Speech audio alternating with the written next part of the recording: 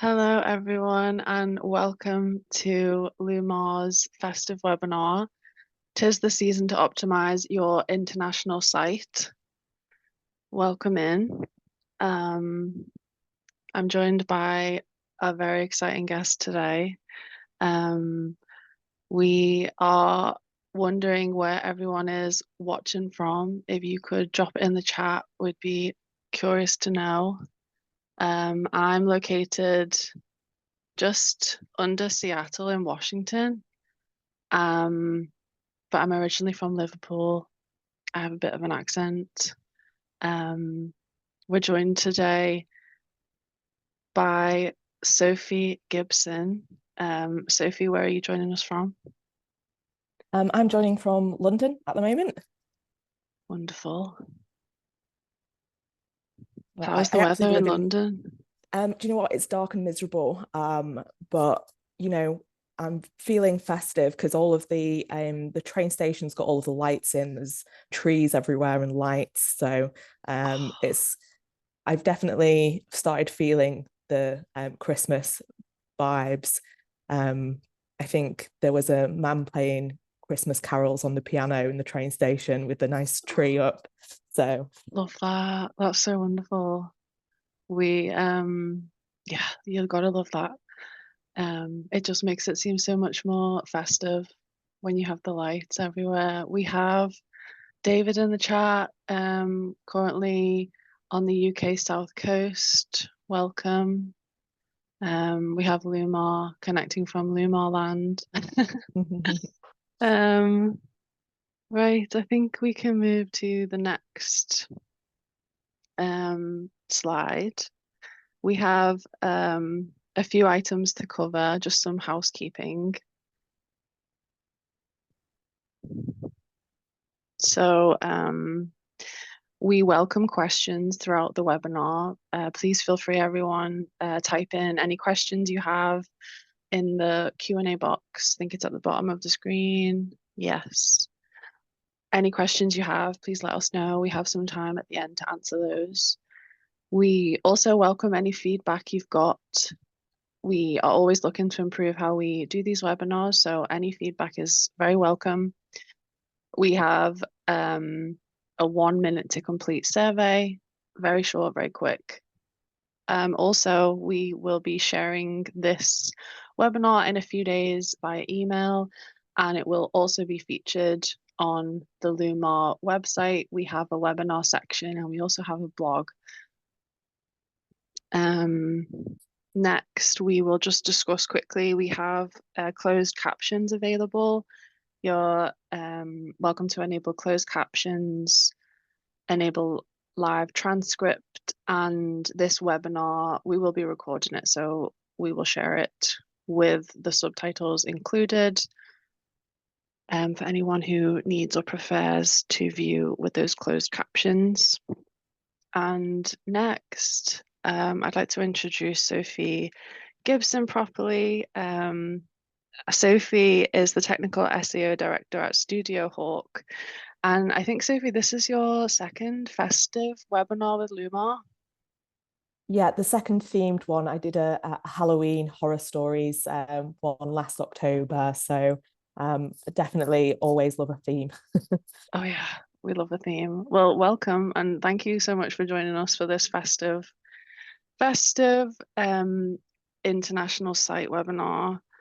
Um, and then I think next we just have, I'll just go through the agenda. So we've been through introductions and housekeeping. We're going to be discussing international website strategy considerations, best practice structures, the do's and don'ts when it comes to international sites and hreflang, the impact on SEO, and then we'll have time for questions and answers at the end. So if at any point you have any questions or anything you can think of you'd like us to discuss, please drop those in the chat and then we'll have time at the end for those. So before we get started, we just have some poll questions. The first poll, when optimizing an international website, which challenge do you find the most difficult? So we'll have Here are some of those here. So is it choosing the right URL structure? Is it managing hreflang tags correctly? Maybe balancing global and local SEO strategies, or any other difficulties that you find with optimizing an international website? Let us know. Comment in the chat. We're interested to see what everyone finds the most challenging when optimizing an international site. What would you say for this one, Sophie?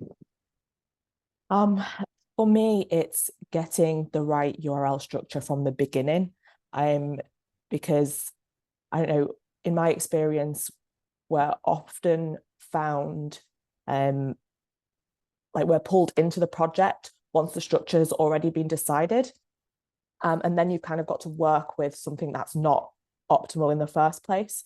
So that's usually the biggest challenge for us, because then either you've got to go through different work, to get those changes done, or you're kind of making, you're starting off on the back foot. Yeah. And at that point, you've got to like start thinking about redirects and all that kind of jazz. It looks like from the poll results, we had 62% of people voted balancing global and local SEO strategies. Then after that, 23% of people voted for managing hreflang tags correctly. I think that's probably the one that I would have chosen. And then 15% of people said other. And then one of the answers for that was different web expectations across the globe, and also results in the wrong country despite hreflang set up correctly. And yeah, I would definitely say those two very valid. We've run across those many times.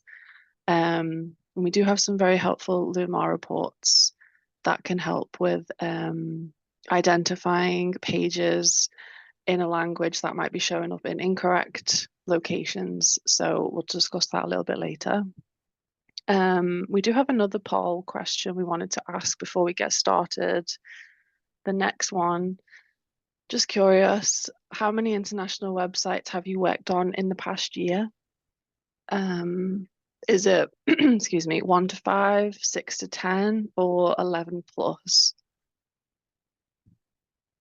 I think personally for me, I'd say 6 to 10. What about you, Sophie? Yeah, I think that's the same for us. A large proportion is usually migrations, but the other big portion is expanding internationally. So yeah, a lot of stuff to do with setup, because we work closely with developers. So usually, thankfully, most of the time we do actually get a heads up when people are trying to plan on moving international. But occasionally you do get a lot of those things, like people mentioning trying to fix why things aren't ranking in the right countries. Yeah. But that's kind of like a wider scope of project usually. Yeah. It looks like 54% of people voted 1 to 5, and then 31% voted 6 to 10, and 15% was 11 plus. So nice bit of variation there. And thank you everyone for answering those polls.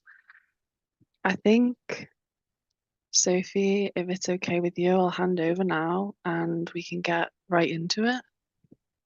Perfect. Sounds good. So part one, I'm going to go through some of the kind of website strategy considerations. So this is the kind of the start before you even look at expanding, like figuring out what the plan is and how do you actually do that, what the considerations you need to think about in order to have that successful setup from the get-go. So I would say hreflang is not necessarily the be-all and end-all of international SEO. It is a part of it, and it's a big technical point there. But I think some people might want to start with looking at what hreflang needs to be, without actually thinking about the wider decisions that need to be made by the business. Because there's a lot of other signals that Google uses in order to determine which language version to show, and which ones to get ranked and shown by Google. So you do have your hreflang, but you've also got your domain, You've also got the content in there, whether it's currency, language, the on-page content. And then you've got your other signals like links. Is everything connected up in business profiles, etc.? So it's just one small part of the whole thing. So you really need to look at all aspects in order to kind of have a successful international launch. But actually, it all starts with a business decision. So there's so many questions that you really need to ask your client in order to really figure out what is the best option for them to take, because it's not, we can't really have an ideal SEO world all the time. These decisions are being made from a business perspective. So we need to be mindful of that and actually guide the client to choosing the right option that works for the scenario that they're in. Because otherwise kind of stuff gets missed. And there's a lot of questions that you can ask though, to kind of make sure that you're making the right recommendations for your clients. So there might be some relation around why do they actually need separate sites? So for different languages, is there a logistical reason? Like this sometimes gets missed, not because it's they want to move into a market, but actually to sell in Europe, they need to have a European warehouse, and orders will come from this separate location, and the stock's going to be different. So actually they need different data streams that pull in all of their warehousing stuff. Maybe it's related to tax reasons, to be able to charge the correct amounts of tax in various locations. Perhaps that's a reason why they need to have potentially a separate domain, and you can guide them through their options based off of those decisions. There's also stuff that you need to think about is the client wanting to sell in a market that does it convert from English language content? Because you get a few countries who are more sensitive to not wanting to buy from kind of like a big global company. They want to make sure that the site is specific for the French market, for example, and it has the right content in there.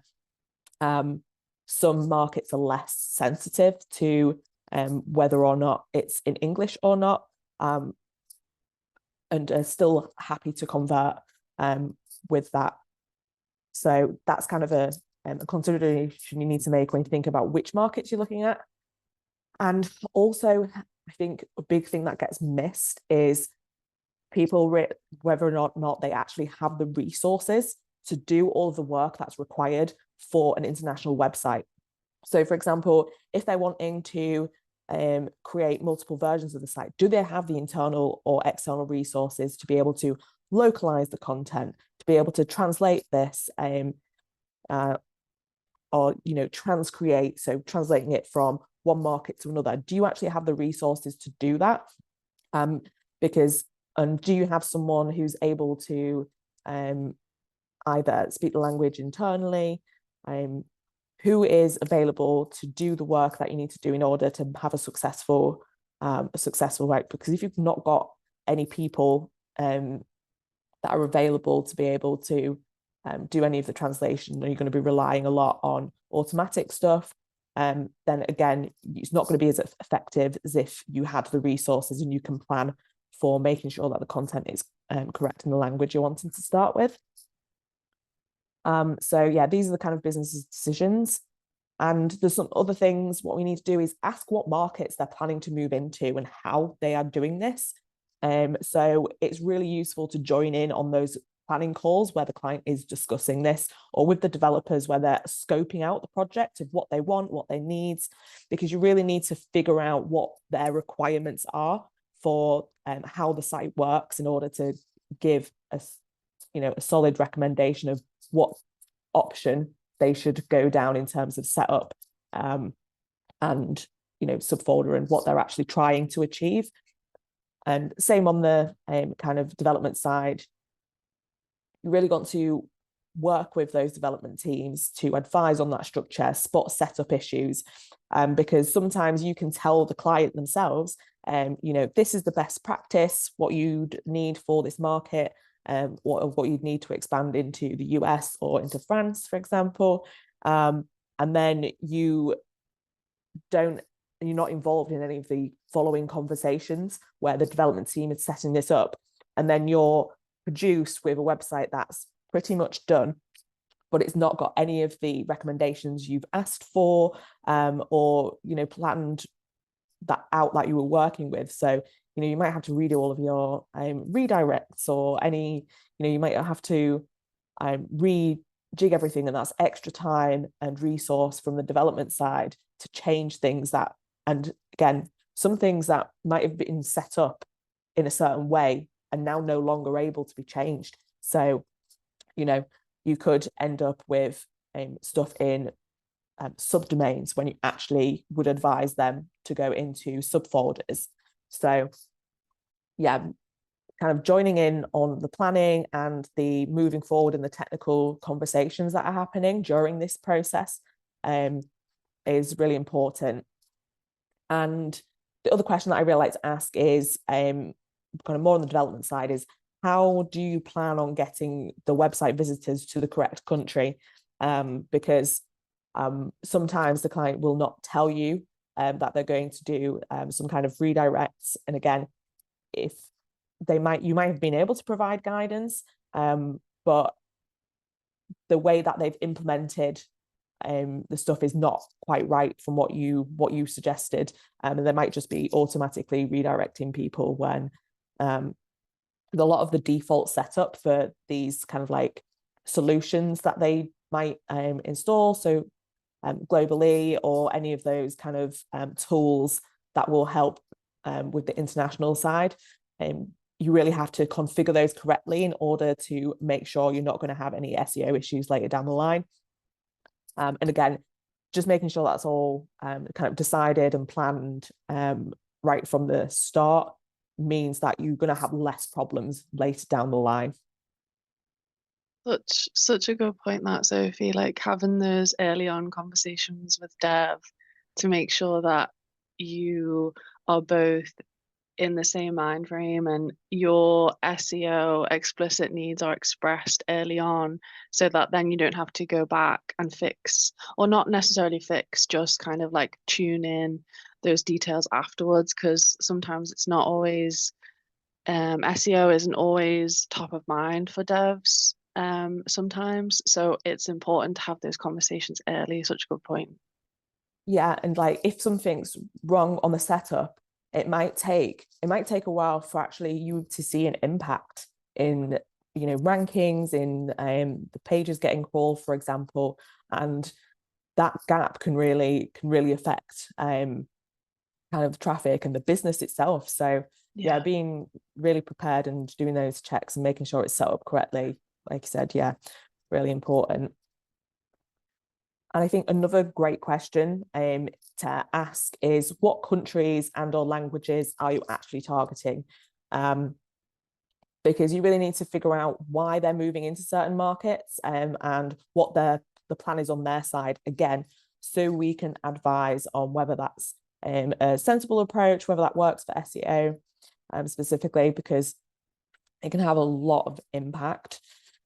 Because you really need to pick your expansion locations carefully, because I think especially now when it's very easy to create versions of the site in different languages using automatic translations, people want to go and they want to be in every market, they want to be able to sell to every market, so they create a version for every single language or market. So and then you end up with a lot of duplicate content issues, a lot of pages, you start diluting all of your link equity across the site. So don't start with creating versions. Really think about what markets they want to move into, and you can use Google Search Console or analytics data to identify what the top countries are in terms of traffic.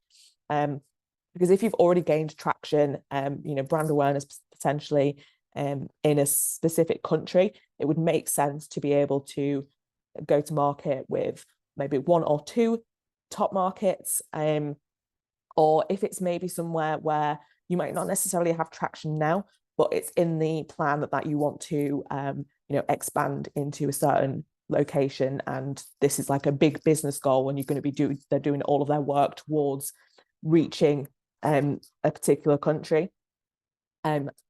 Just have a look at the keyword opportunity for those locations to be able to prioritize which ones you go after, and what's the actual search opportunity. Is it worth putting the extra time into creating a Spanish language version, for example? Is there enough search demand for your product categories, product area within that country in order to make it worth all of the translation and localization work you might need to do for that? So those are the things that I think, either looking at existing market traction, or if you've already decided we definitely need to move into a certain area, making sure the keyword opportunity is there and available for you. And you've really got to think about as well, what are the actual differences that are going to be between the different variations of the site. So obviously, generally, when you're looking at e-commerce, the price or the currency is a larger factor in. That's the main thing that's going to be different. For example, somebody shopping in Ireland is going to be shopping in euros. Somebody in the US is going to be shopping in dollars. But sometimes I can find, at least, that sometimes that's just not enough of a difference to be able to effectively rank for those places. But it might actually be if there's a different product availability, for example, or service availability, if those are different between the different countries, due to whatever reasons that might be. But if stuff's going to be changing around what can be bought in what markets, or what's shown, what's promoted in certain areas, then you can make sure that, well, actually there's going to be a bigger difference in content between locations there. And also it depends on the service that you provide, whether or not the key page information would be different if you were in a target country.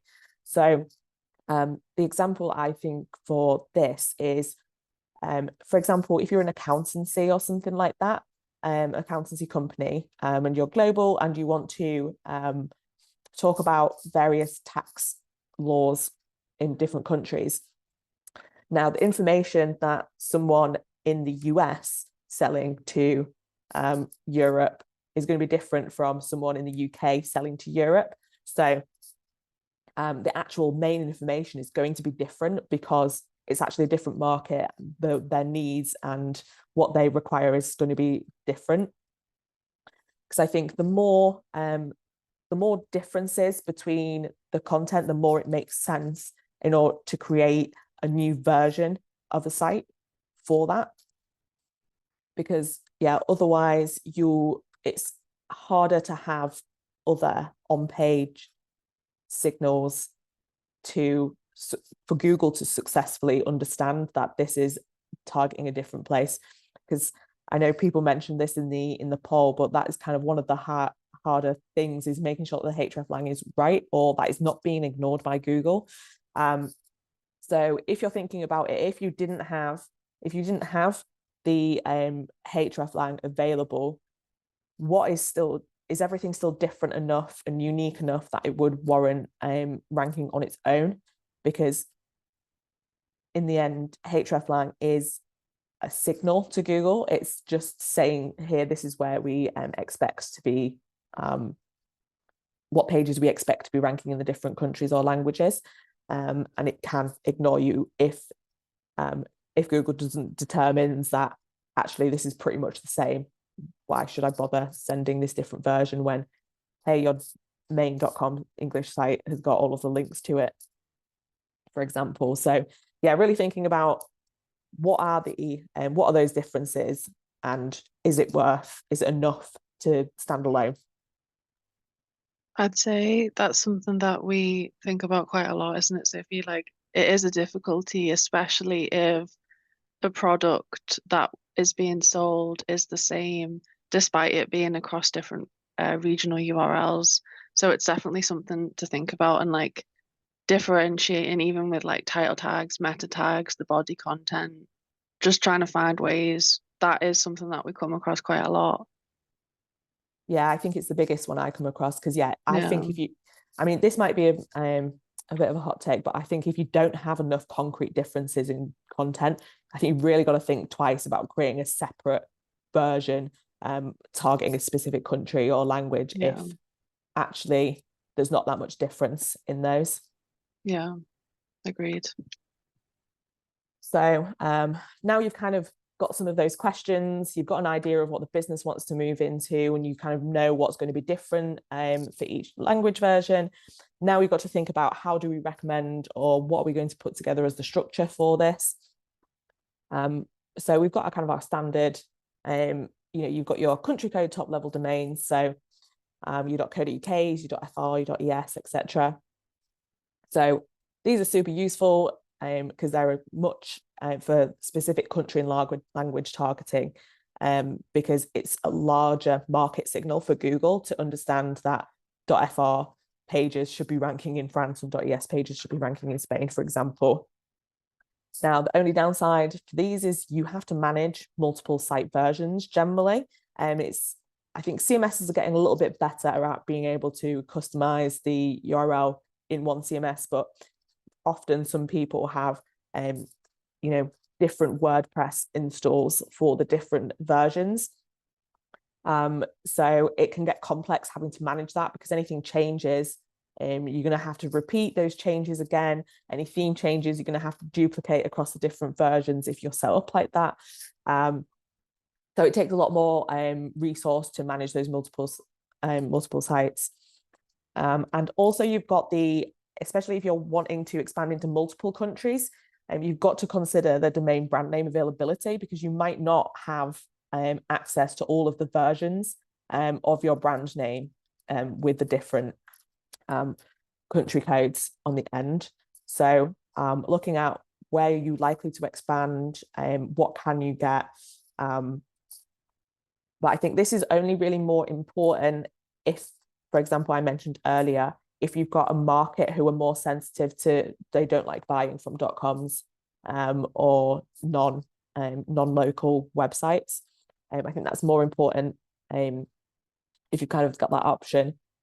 Because again, they are considered as separate sites as well. So any link building, any other off-page stuff is going to kind of traction is going to be a little bit slower because you're kind of having to spread the resource for the different domains, which is very similar to subdomains. So for example, you can have fr.site.com having a subdomain in that country. So if you're finding that actually we do want to go into multiple countries, but we don't have the availability for .fr.es for any of the country versions that you're wanting to target.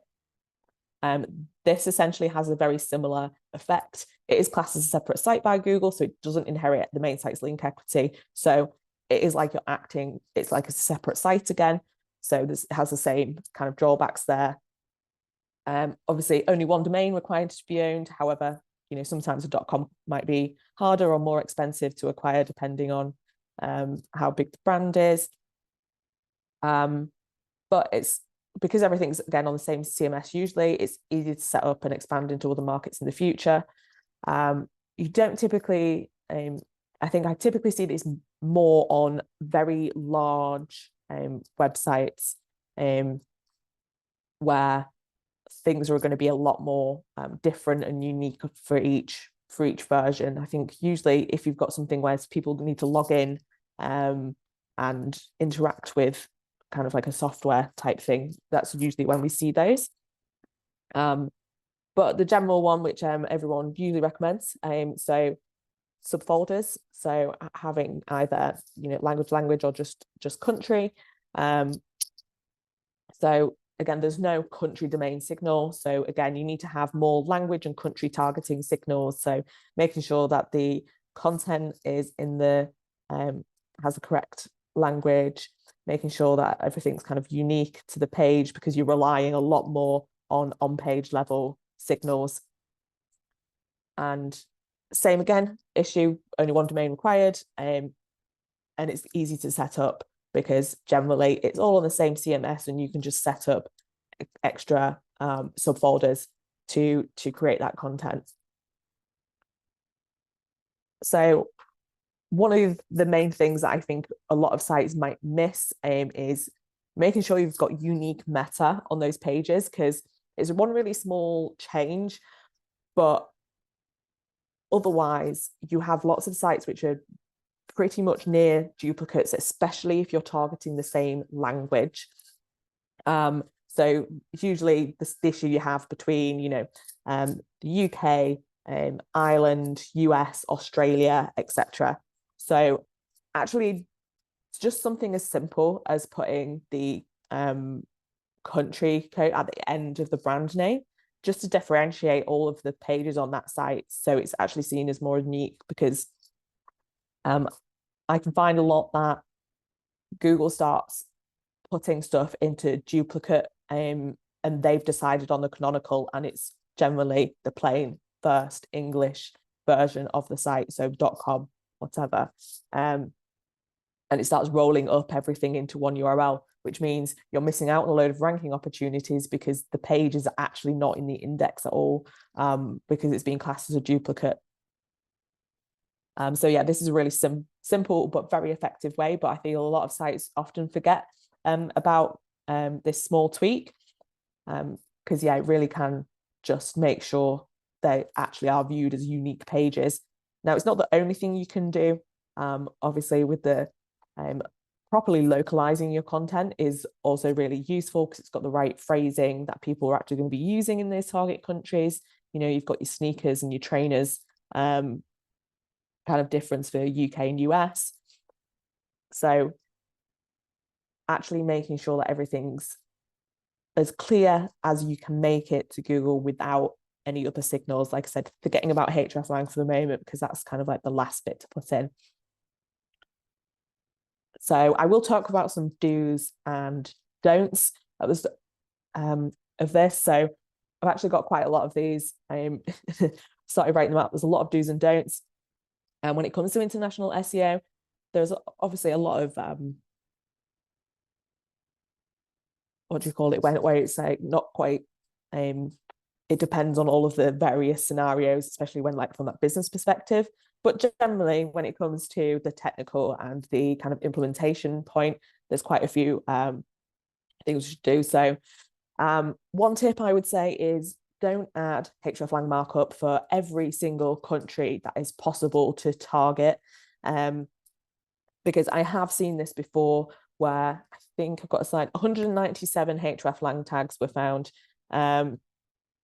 So they were targeting every single, it was all for English, so it was all the English content. They had everything from Gibraltar, Gambia, Equatorial Guinea, Gibraltar with 32,000 people in there. So this just really wasn't necessary. If the site is in English and it's targeting the rest of the world, then you can just have it as English and just really reduce that down. This was of a separate issue, because they actually also had 197 matching subdomains to go with this. So that was a massive amount of extra pages, duplicate content, which we then had to go back in and pare down. So we had to remove like 95% of all of these countries and subfolders, and kind of do the step that we should have done at the beginning. But it had all been done before we'd got on the project. But so from the beginning, if we'd had that conversation, they said, oh, actually, we just want to be able to ship worldwide, or to Europe, then we wouldn't have such a big issue, because we said, look, your top countries, for example, France and Spain, you should just have versions for those countries, instead of creating 197 different versions of the site, because obviously Google is having a bit of a nightmare to crawl all of those. And I would suggest don't use AI to automatically translate the whole site. Now, this kind of is a bit of a, well, it depends on what you're planning to do after this. So I feel a lot of CMS tools actually now make it very, very easy to create new versions of the site in different languages. So, and they often have like assistants to be able to translate all of the content. But again, you kind of run into similar problems. Like previously, you could end up with hundreds of different variations of the site. It's the kind of adage of just because you can doesn't mean you should. So the only times that I would potentially think about using AI is if you're wanting a base to start with for a particular language and you're planning on localizing the content and tweaking it later down the line. As long as that is the actual plan, it's good for a starting base to make sure you've got something to be able to show into that market. But from that point, you need to make sure that you're actually transcreating all of that content, which is termed by Lau Miguel, which is about. So you're actually translating all of the popular sayings to make sure that they're relevant to the right audience. You're translating references to shows that people would know and understand in that target market. That's the part which actually sets you apart and makes sure you're really able to effectively rank in that market to get the market's trust. Because you can get some, I think there's been quite a few funny brand slogans, which haven't really translated correctly. If I'm thinking correctly, I think there was it the slogan "Got Milk"? I think meant something very, very weird in a different country. So you can kind of run into issues like that. So yeah, it's best to try and use it as an assistant if you need to use it, but don't use it just to translate everything. So yeah, as I mentioned, get a professional translator to actually localize your content. Make sure those references are correct. The right phrasing is used. You can help obviously with that, with sending over what keywords are kind of ranking in that market. But if you don't speak the language, don't try and translate all the content for you. You can do an okay job, but get a professional in to localize all of that. And again, consider the market demand before setting up a new site version. So have you gone through that process? Is there enough people in there? Maybe you do want to target Gibraltar with its 31,000 people, but is it going to be worth the trade-off of setting that up? So really do look at the demand, how you fit into the general landscape in a certain country, because you're competing with people who have the local expertise. So if you're not able to at least step up to the plate with considering that market demand and doing the research beforehand, again, you're setting yourself on the back foot, and you could might have to end up leaving a market because you've not been able to gain any traction because the demand's not there or the trust just isn't there at the moment. And a big one that we see a lot is don't force redirects on users via like geo-IP detection. So you find that somebody's accessing a website from Germany and then you put them to the either German language or the German version of the site. Because yeah, this is just ends up being a big redirect trap for Google specifically, as well as users. So do give users a choice when they actually arrive on the site to what version they want to use, because there's lots of different reasons people might be searching from a certain country. So for example, if I was in Germany and I wanted to get to a site and it took me to a German language version, I wouldn't be able to understand anything on there. So I want to be given a choice as to whether or not I want to stay on either the English site or whether I want what language I want to use, whether or not, maybe I'm looking at a shop and I want to see what their locations are in Germany because I'm on holiday there. Giving users that choice can really help them. And again, it doesn't force Google to follow the redirect as well. So you can have your crawling issues, mitigate any of those issues there by just making sure you've got a choice available. So for example, this is an example from Emma Bridgewater's store. So notice that you're from the United Kingdom. So it's like, yes, you want to take me to the UK site. And I was like, oh no, I want to stay on the one that I'm on currently. So something like this can really help. Again, displays the correct prices, delivery times, costs, etc. So those might be different. And then I've got the option to have a, yep, that is completely correct, take me there. But or maybe I'm using a VPN and I actually am in the US, even though my VPN says I'm in the UK. So I want to go to the US site. And on that, do make it easy for users to switch to alternative country sites when they're on a page. Because you might want to either look at the English version, or maybe you're multilingual and you want to actually look at the Spanish version. So you want to be able to quickly switch between those.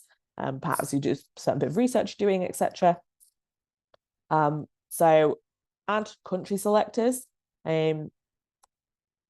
but make sure that they have an actual Ahref link in there to the different variations, because if these are dynamically generated through JavaScript, Google won't be able to follow those. Your users will be able to get them on, get them up and get to that, navigate to that version, but Google will be trapped on the page that it's on because it can't see any links that it can follow.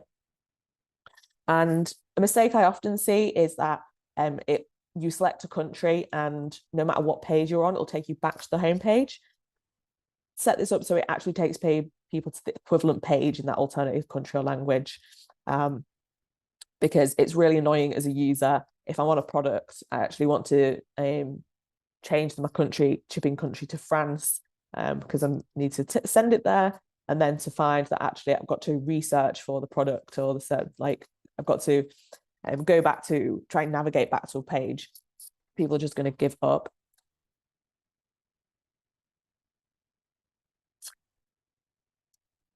So what is the impact on these on SEO? So I mentioned forced redirects. They will definitely impact SEO. So this was an issue where a client, when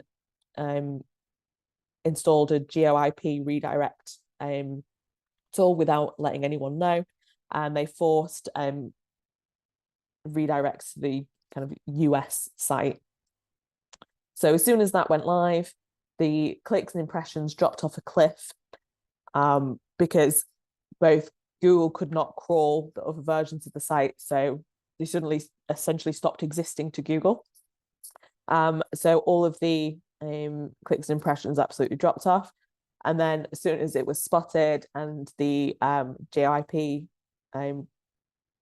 forced redirect was removed, they jumped back up again. So try and make sure, it's easier said than done, but try and make sure that your client lets you know whenever they're planning any changes or installing any new plugins, or they're planning on doing something which is going to affect that.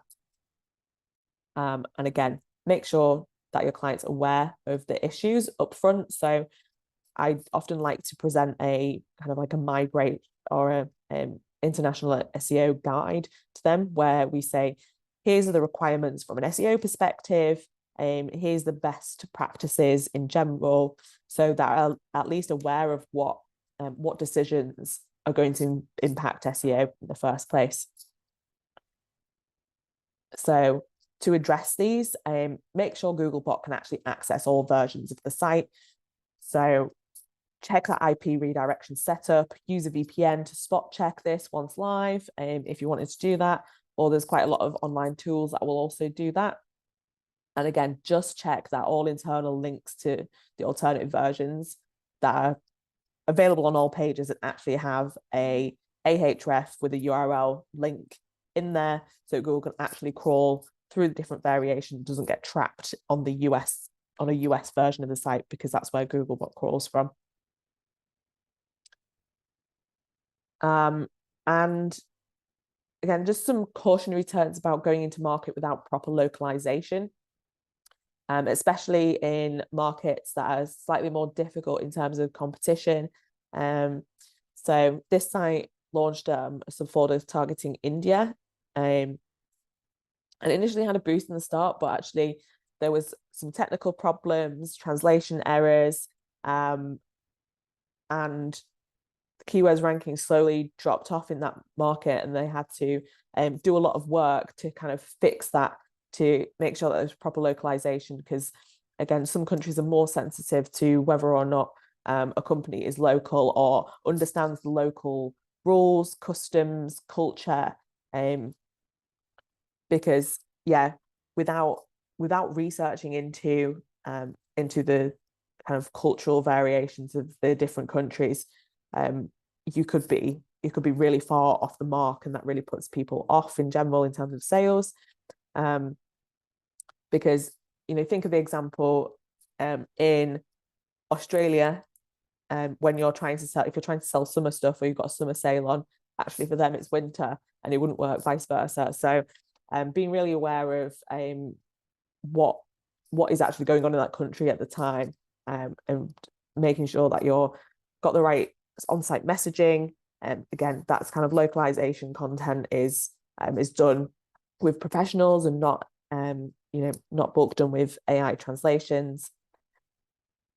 Is really useful to just avoid any potential pitfalls.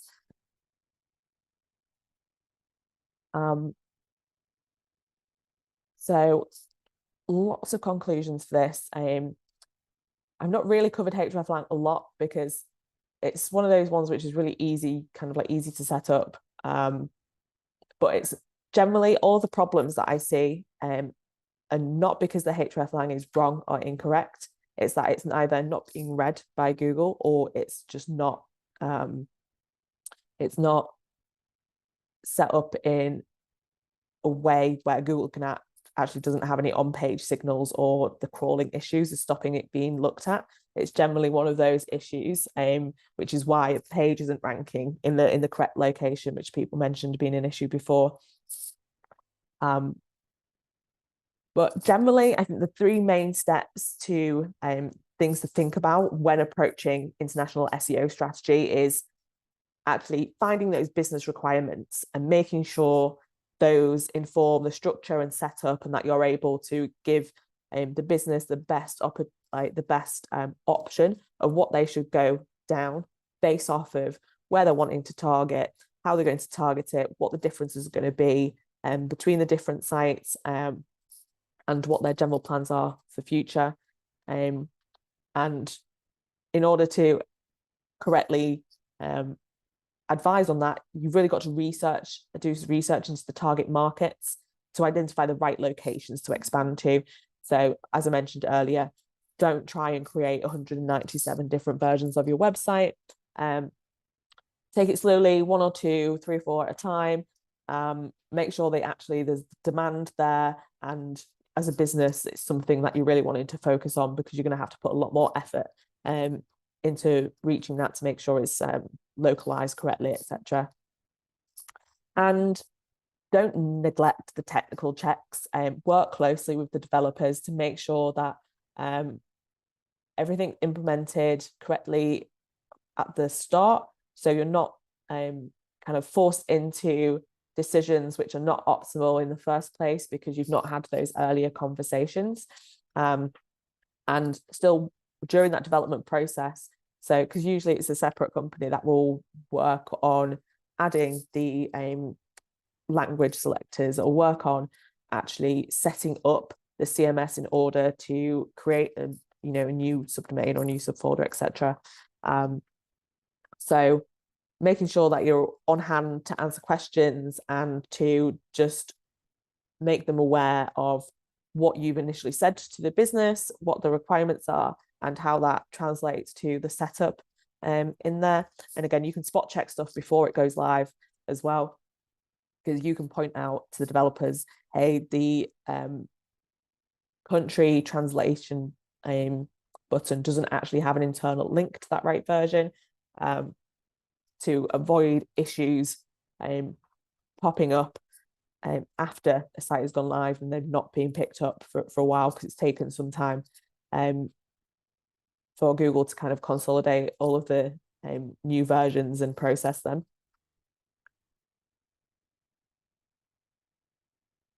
I think this is Rachel. Thank you, Sophie. And as you mentioned, with hreflang, if it is something that you or your clients have chosen to implement on your site, Lumar has various reports that we can use to help with identifying any issues with hreflang. With Lumar, we can find issues fast. We have comprehensive reporting on international issues with data broken down into different visualizations. We can also use it to improve the understanding of the issues that we're seeing on websites. So Lumar provides in-app guidance on what the reports include and how they can be used to improve performance, and as well mitigate any risk of regression. So with Lumar, we have custom dashboards across multiple geographies and custom alerts to address issues fast. So you can be notified if there's any changes with the hreflang. If any hreflang suddenly points to a 400 page, you can be notified. On the next slides, we have some examples of reports within Lumar that we can use. One of these, we had a question in the chat. What is your take on partially translated content? Example, 50% of the page is in English and the other 50% is in the local language. I think it's not ideal. I think as a user, when you're looking to buy a product or research something, if you visit a page and it's only partially in a language that you can read, it doesn't look great. And we have reports within Lumar that highlight these sorts of issues. We have pages with links with hreflang and page language conflict. This one shows links where the language code and the hreflang attribute do not match one of the page's dominant languages. We have broken hreflang link reports, non-indexable pages with hreflangs in, also reports that identify all hreflang combinations, pages with multiple hreflangs in, highlights any page that has hreflang tags with one or more than one language. I think we have another page also, Sophie, on the next slide.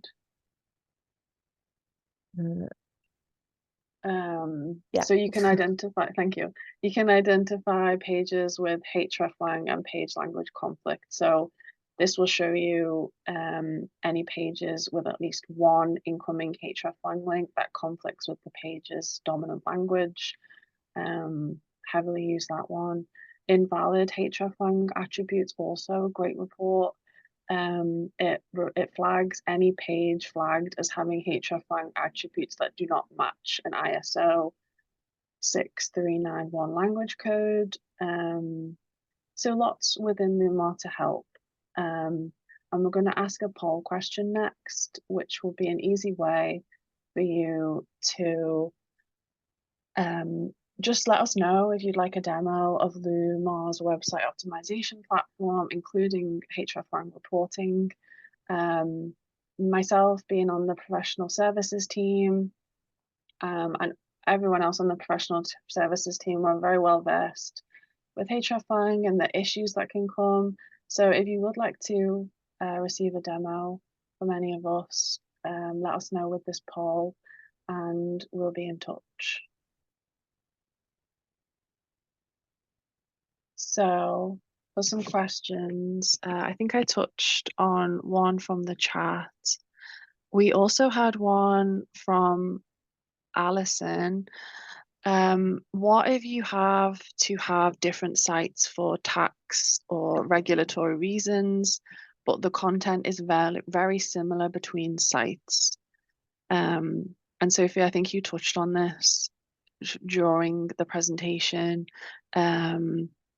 I think an aspect of this is to use hreflang tags to signal regional differences and avoid duplicate content issues. I think it's important to ensure, like, as much as you can, that localized content is included. Things like currency, units, legal terms, maintaining a clear site structure. Is there anything, Sophie, that you would like to suggest also? Yeah, this is where you really kind of focus in on the on-page signals. So generally, um, I mentioned this in the talk, but actually putting the language version at the end. So it's clear that these pages belong to an alternative version. Because I think that's kind of one of the bigger signals that you can give beyond the kind of on-page smaller tweaks, because yeah, generally different markets might be very similar in the way that they use language. For example, UK and Australia, they use the same grammar. So it's not super clear what's going to be different. And I think this is where it comes into site-wide kind of personalized marketing stuff specific to countries. So when you can have actual content on the site for banners, for example, that's talk about the different territories or their shipping locations, actually having business addresses in the right location rather than having the global head office, for example. Have you got all of those smaller signals as well on page to indicate that this is a different target in a different country? Because yeah, that is kind of a big issue. If everything is the same, there's nothing really much you can do about that. The kind of quickest win I generally see is that like title tag tweak, and then updating any language differences where you can. Yeah. It is a tricky one, isn't it? Because it's like if the product is the same, how, and especially if it doesn't even tie into localized kind of content stuff, you have to try and come up with clever ways on how to differentiate and make it more local. So it is definitely a tricky one that we see a lot. Um, and I think we've got time for one more question. We had a question from Nicole. What is your take on the different versions, .fr, .es, .co.uk, etc., and diluting your domain rate and domain authority?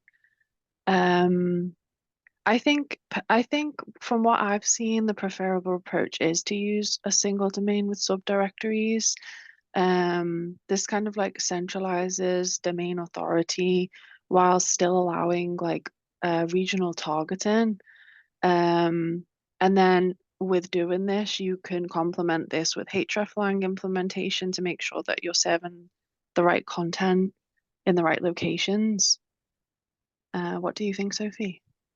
Yeah, I think generally I always default to subfolders. It tends to work the best, especially if you've got limited resource for localized link building or that kind of you've got to essentially spread your resources further.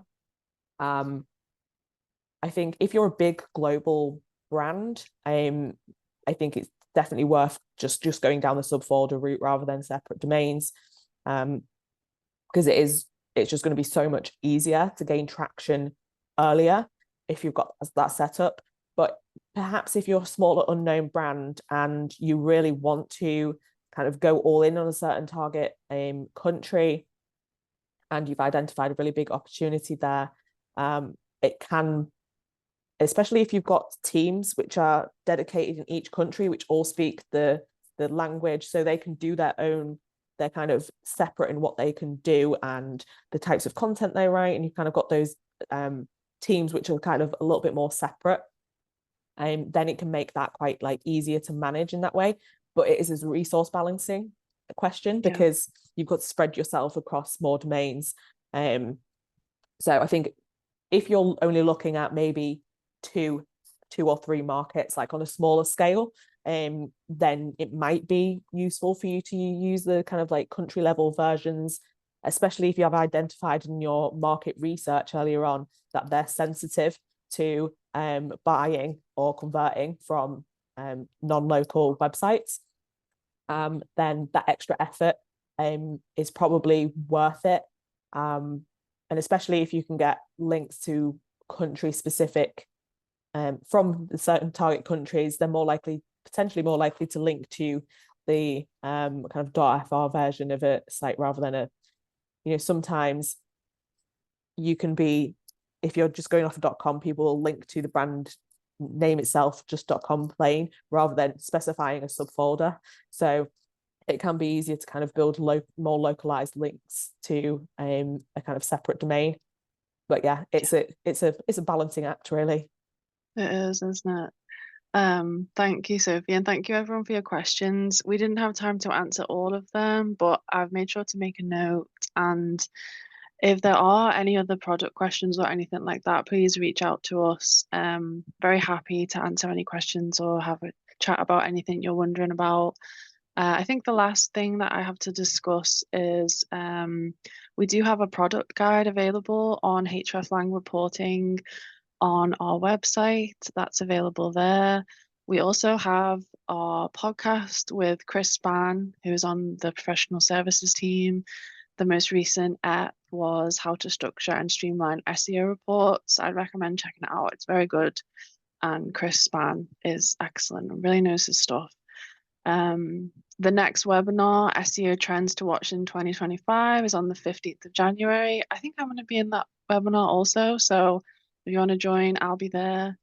And it was lovely chatting with you today, Sophie. Thank you. And I can't wait to see you in the next webinar, if it's a festive one or not. And Well, yeah, thank you for joining, everyone. yeah, thanks a lot.